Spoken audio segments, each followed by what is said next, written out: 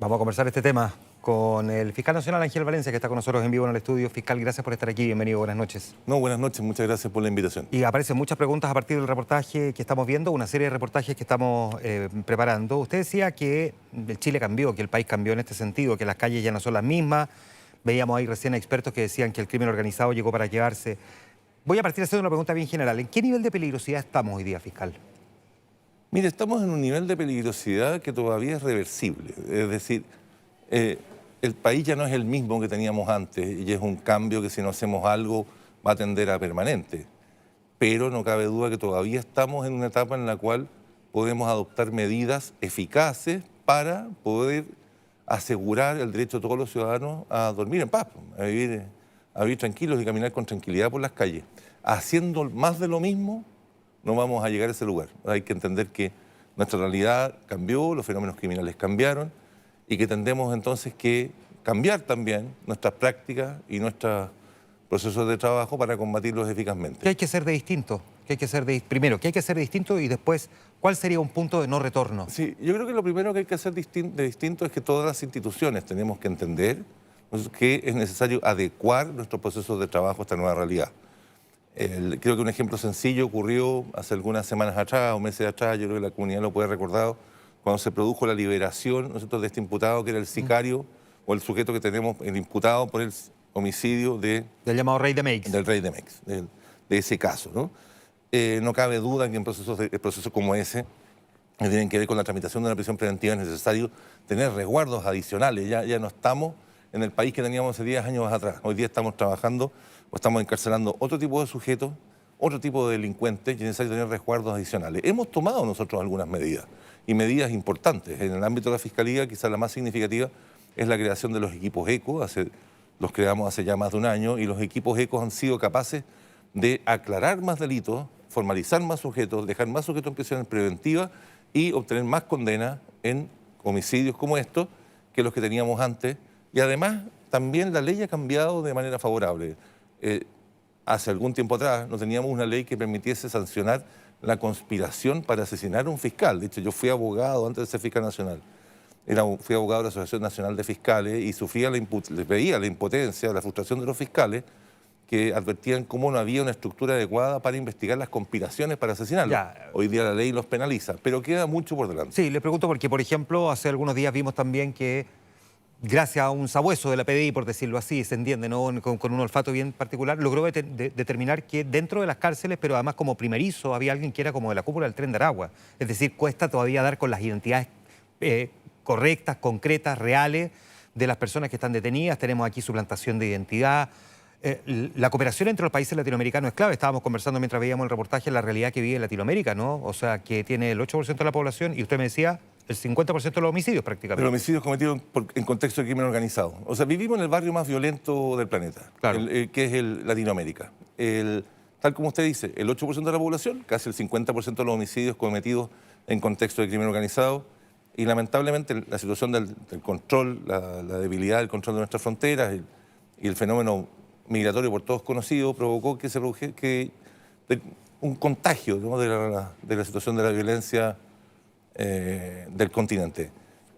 Por supuesto, esa nueva realidad es la que hay que enfrentar con medidas que resulten eficaces para combatirlo. Y insisto, hoy día hemos conseguido tener más prisiones preventivas, más condenas, más sujetos imputados, pero tenemos que seguir avanzando para apuntar a la raíz del fenómeno. Mire, sicarios hemos tenido en la historia chilena.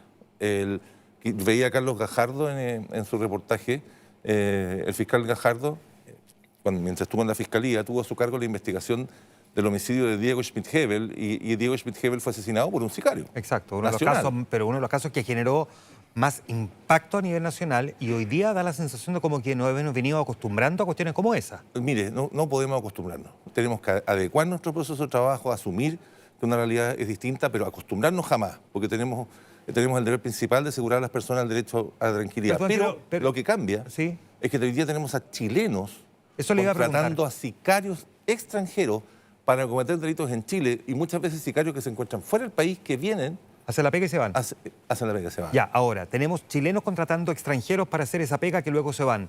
¿tenemos chilenos también participando activamente en el sicariato? Que ya no sean solo extranjeros los que ejecutan, los que disparan. Para poder enfrentar con eficacia el sicariato, hay que desbaratar toda la cadena. El sicariato es una de las dimensiones de una figura violenta, que es expresión del crimen organizado, que está integrada por el narcotráfico, por las extorsiones, por los secuestros y por el sicariato, que forman parte todo de un mismo ciclo. Y no podemos otros confiar, delitos conexos, como por ejemplo la trata de personas también. así es, y no podemos entonces, para poder desbaratar esta industria incipiente, no basta con encarcelar a los sujetos que disparan el gatillo. Hay que también perseguir y encarcelar a los que hacen el encargo, a los que lo financian, a los que están involucrados en el negocio que muchas veces se quiere garantizar, a los que lavan el dinero que proviene de ese negocio, a los que participan en esa actividad ilícita. Si usted no rompe el ciclo del dinero y no va también por aquellos que hacen estos encargos, los sicarios son reemplazables. Tenemos el tema de los sicarios, tenemos el tema de los secuestros. El tema de los secuestros también lo teníamos asociado en el último tiempo fundamentalmente también en el ámbito del crimen organizado. Ahora estamos viendo, sin embargo, también, ya vimos lo que ocurrió con el empresario de Quilicura, por ejemplo. Entiendo que además hay antecedentes de dos nuevos detenidos que se entregaron hace muy pocos minutos. ¿Tiene algún antecedente adicional respecto a ese caso en particular? Como usted sabe, normalmente cuando se trata de investigaciones que están vigentes y más aún con diligencias pendientes, tratamos de mantener reservas sobre ellas y que sean los fiscales a cargo de ellas los que decidan qué es lo que se puede eventualmente comunicar. Es la mejor forma que como fiscal nacional, la mejor manera en la cual como fiscal nacional, una de las mejores más bien, puedo contribuir al éxito de esa diligencia. Es el poder, pero el poder adquisitivo uno de los objetivos que están teniendo ahora también los secuestradores. No cabe duda, porque lo que te ocurre es que, mire, hay que pensar esto en lógica empresarial. Hay un grupo de sujetos que se instala en Chile para realizar un emprendimiento ilícito, criminal, ¿no? Que es la industria de los secuestros extorsivos. Cuando se trata de empresas criminales de esa naturaleza, tratan de instalarse en los lugares donde tienen menores riesgos de ser detenidos y mayores expectativas de rentabilidad. Por lo tanto, en la medida que en Chile hay un mercado de ese tipo que pueda pagar, los sujetos se van a instalar. ¿Y uno podría haber pensado que en el caso de este empresario de Quilicura lo eligieron por su poder adquisitivo? No cabe duda que eso fue así. Y por lo tanto estos eventuales dos detenidos sí también podrían tener que ver con ese entramado, digamos, O sea, en esa lógica. No cabe duda que lo detienen, o sea, que lo secuestran, porque cuando se trata de crimen organizado, cuando se trata de bandas o redes de crimen organizado, lo secuestran porque pueden ganar dinero con eso. Es distinto de los secuestros que quizás veíamos en los 80, que tenían una finalidad política, ¿no? Sí. Usted quiere provocar un efecto que es propiamente político, no va detrás del rescate. Pero en estos casos, los secuestros extorsivos los cometen porque son rentables, es decir, para ganar dinero. Nuestro trabajo es que no sean rentables. Nuestro trabajo es que no sean rentables porque encarcelamos a los que los cometen y porque además, tal como le decía, evitamos que ganen dinero con eso y entonces recuperamos los dineros, combatimos el lavado de activos. Ese es nuestro trabajo. Usted decía el otro día, secuestrar no es gratis, y se refería a propósito de que ya había detenidos, pero también decía que no se habían obtenido todos los resultados que uno quisiera, que había más sospechosos y que probablemente pronto iban a ser presentados ante la justicia. Probablemente se puede haber estado refiriendo, yo sé que no me quiere responder más, pero a estos dos que aparecieron ahora. Le pregunto de si, en esta lógica que estamos entendiendo ahora de los secuestros, ¿qué debería pensar la gente común y corriente? ¿Qué debería pensar el que es más poderoso? ¿Qué debería pensar el que tiene más plata si corre o no corre riesgo? Mire, tengo la impresión, porque también vivo acá inserto en la comunidad, Sí. de que la ciudadanía hace mucho rato que ya adoptó medidas para enfrentar esta nueva situación. Medidas que no son deseadas. Nadie quería salir menos a restaurantes, nadie quería llegar más temprano a su casa solo por temor a los delincuentes.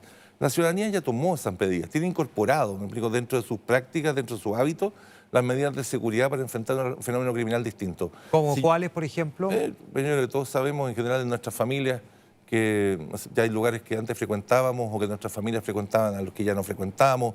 Usted conoce los problemas que tiene el sector gastronómico que está cerrando más temprano. Claro, pero la gente hemos conocido lugares como eso. Perdón, si yo pudiera tomó decirle, medidas para evitar que le roben el auto. Juan Manuel, si yo le pudiera decir algo a la ciudadanía, Sí. la ciudadanía tiene claro lo que está pasando y la ciudadanía tiene claro lo que tiene que hacer. Lo que yo le puedo transmitir a la ciudadanía es que a diferencia, no voy a decir a diferencia, pero quiero decir que la Fiscalía, ¿ok?, también ha tomado medidas para enfrentar este fenómeno y las tomamos hace rato, ¿ok? Y las tomamos con los equipos ECO, las tomamos con los equipos especializados en crimen organizado, y además esas medidas están dando resultados porque hoy día tenemos más sujetos encarcelados, tenemos más sujetos informalizados, tenemos más casos esclarecidos. Ahora, Giovanni Falcone, decía, a propósito de una pregunta similar, si esto tiene solución o no tiene solución, Falcone decía, mire, a propósito de la mafia, el crimen organizado es una obra humana. Como obra humana, todas las obras humanas tienen un inicio, pero también tienen un final. Es responsabilidad nuestra, de los agentes del Estado y también de la comunidad, dentro de lo que puede aportar, combatirla y darle término. Déjeme hacerle esta última pregunta que me parece que también es relevante para lo que estamos conversando. Porque conocemos casos como el empresario de Quilicura y otros que hemos visto en el último año. ¿Ha habido otros casos de los que no nos hayamos enterado en el que se haya secuestrado, se haya pagado el rescate y no se haya tomado contacto con la PDI? ¿Ustedes tienen algún antecedente respecto de esto? Porque siempre existe el temor de, porque el clásico chantaje es no llames tú a la policía. Y puede que en más de alguna oportunidad haya ocurrido, que se haya pagado. Lo que resulta especialmente preocupante en el caso de Quilicura es que no es habitual, es muy poco frecuente, infrecuente, de que los secuestros afectan a personas que no tienen antecedentes penales. Hasta acá lo que habíamos visto efectivamente era el secuestro en el contexto de crimen organizado, pero que estaban en que las víctimas de una forma u otra también había antecedentes o sospechas de que participaban en actividades criminales y en consecuencia eran también muy vulnerables porque no denunciaban lo que estaba ocurriendo. La gravedad del incidente de Quilicura es que no se parece al de Rancagua del año 2023, 2024, es que afecta a una persona respecto a la cual es un ciudadano a pie, trabajador. Que no estaba vinculado al crimen organizado. No hay ningún antecedente para atribuirle a eso. Ahora, si a la ciudadanía le sirve de algo, y son las cosas, la coincidencia del destino, el mismo día que estaban deteniendo a estos sospechosos por el secuestro del empresario de Quilicura, ese mismo día el Tribunal Oral de Rancagua estaba dictando una sentencia condenatoria contra 8 autores del secuestro que se había cometido tiempo atrás en Rancagua. Compleja lucha, pero ahí está el Ministerio Público trabajando. Fiscal, le agradecemos mucho que haya venido a conversar con nosotros después de este reportaje. No, gracias a ti, Juan Manuel, por la invitación. Muchísimas gracias a ustedes. Gracias también por habernos acompañado en esta edición de Mega Noticias Prime.